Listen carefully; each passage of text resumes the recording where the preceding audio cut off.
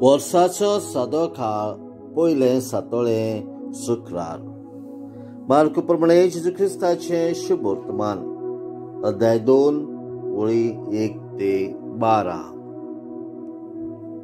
थोड्या दिसांनी जेजू नव्यान काफरनावान आयलो तेन्ना तो घरा आसा म्हूण खबर जाली आनी इतलो लोक थंय एकटवलो की दारा भायर पर्यंत तांकां जागो नासलो।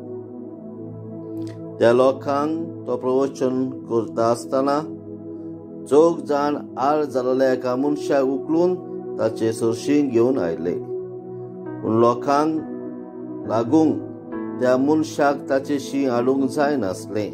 देखून जेजू आसलो त्या जाग्या वयले नळे काडून तांणी पाडोस उक्तो केलो आनी आडकाराक आसलो त्या अंतरुणा सयत देंवयलो।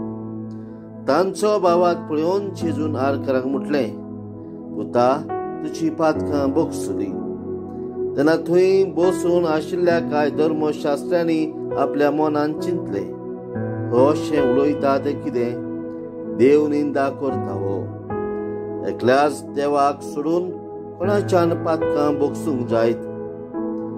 ते तांचे भितर अशें चिंतात म्हूण आपल्या मनान रोखडेच वळखून जेजून तांकां अशी जाप दिली, तुमच्या मनान तुमी अशें कित्याक चिंतात?